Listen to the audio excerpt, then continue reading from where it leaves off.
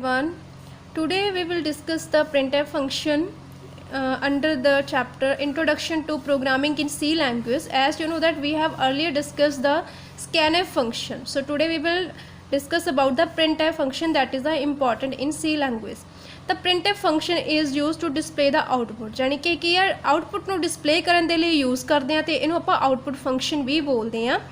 ਤਾਂ printf function ਦਾ working ਕੀ ਹੁੰਦੀ ਆ कि ने कंप्यूटर की मैमरी चो किसी स्टैंडर्ड आउटपुट डिवाइस के उपर की करना होंदा डाटा नू प्रिंट करना होंदा विद द स्पैसीफाइड फॉर्मेट एक सही तरीके दे फॉर्मेट दे नाल।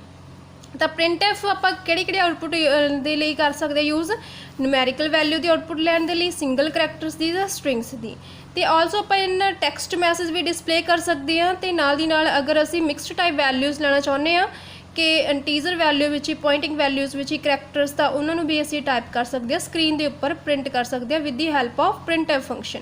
तो सब तो पहले सिंटैक्स जरूरी है। प्रिंटफ फंक्शन असी दो तरीके लिख सकते हैं, एक तो है जो स्कैनएफ की तरह ही है बिल्कुल। प्रिंटफ जो ब्रेसिस स्टार्ट होनी डबल कोटेशन के विच स्ट्रिंग फॉर्मेट होएगा जिमें कि इस तो बाद डबल कॉमे बंद होणगे, सिंगल कॉमा होएगा, argument 1 argument 2 and up to so on जिन्ने तुसीं लैना चाहुंदे हो। ये हैगे वेरीएबल्स, ठीक है जी।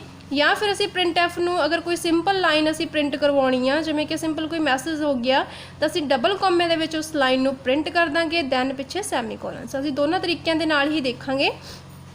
तो जो प्रिंटफ फंक्शन आ सिमिलर स्कैनएफ की तरह है जिहड़ा की करदा वा मेन मैमरी चो डाटा नू कंप्यूटर के उपर डिस्पले करता है। तो जो वेरीएबल्स ने इन्होंने आप वेरीएबल्स बोलते हैं। तो डायग्राम की शो करती है कि वेरीएबल्स प्रिंटफ फंक्शन रीड करता है और उस तो बाद उन्होंने की करता मैमरी के उपर मैमरी चो मोनीटर के उपर डिस्पले कर देता है। ठीक है जी। असीं हुण दोनों तरीके दे नाल प्रोग्राम देखते हैं, पहला इस तरीके दे नाल देखांगे फिर इस तरीके दे नाल। तो देखो सैकेंड वाले फॉर्मेट दे विच असीं की करांगे जिवें असीं हैलो वर्ड प्रिंट आउट कराउणा चाहुंदे हां तो असीं प्रिंटफ डबल कॉमिਆਂ ਦੇ ਵਿੱਚ हैलो वर्ड सिंपल लिख ਦਾਂਗੇ। लेकिन इहनूं एक प्रोग्राम ਦੇ ਵਿੱਚ लिखना जिहड़ा कि मैं इदां लिखिया होया पहला हैडर फाइल्स इनकलूड करनी है जो हर एक प्रोग्राम च हुंदियां ने, इस तो बाद मेन फंक्शन जो जरूरी है, इस तो बाद करली ब्रेसिस होंदियां ने जो कि जरूरी है। ये वाला फॉर्मेट जरूरी है। इस तो बाद आ भी की है जरूरी। तो असीं की कर सकते हैं प्रिंटफ इस तो बाद ब्रेसिस दे विच असीं डबल कॉमे दे विच जो वर्ड लिखना चाहुंदे हो लिख के इस तो बाद पिछे सैमीकोलन तो ये जो आउटपुट आएगी वो होएगी जी तुहाडी हैलो वर्ड। ठीक है।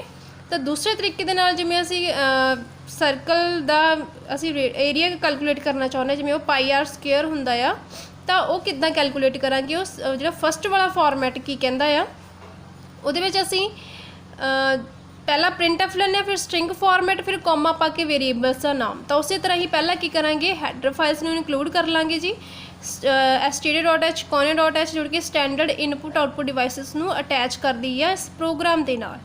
ठीक है। इस तो बाद मेन फंक्शन करली ब्रेसेस शुरू। और देखो असीं देखिया सी कि जो डाटा मिक्स टाइप का रीड कर सकता तो इस करके जो इंटीजर वैल्यू ਲਈ असीं आर जो वेरीएबल लिया एक जिहदे विच वैल्यू स्टोर होएगी इंटीजर जानी कि डिजिट वैल्यू जिहदे विच असीं 5 स्टोर कर लिया है। फिर असीं एक ए वेरीएबल लिया जो कि फ्लोट टाइप का है जानी कि पॉइंटिंग वैल्यू स्टोर करूगा। तो असीं ए नू वैल्यू की असाइन करवावांगे 3.14 इंटू आर जानी कि पाई आर स्क्वेयर। और प्रिंटफ फंक्शन जो रीड करेगा प्रिंटफ फंक्शन के असीं डबल कॉमे वाला रेडियस इक्वल्स टू तो ये लैफ्ट तो राइट साइड में रीड करना शुरू करता। द रेडियस इक्वल्स टू जो एज इट इज़ टाइप कर देना ने क्योंकि स्ट्रिंग को एज इट इज़ टाइप करता। परसेंटेज से पहुंचा तो इन्हें देखा कि स्पैसीफायर आ फिर अगे इनू डी मिले इनू पता चल गया कि मैं इतने इंटीजर टाइप की वैल्यू चकनी है तो इंटीजर टाइप का वेरीएबल कि जी साडा आर तो आर नू पहला पिक करूगा। फिर इस तो बाद पहुंचा /n के उपर /n के नाल इनू पता चल गया कि मैं न्यू लाइन च एंटर करना तो नहीं एंटर मार के नवी लाइन च आ जाना।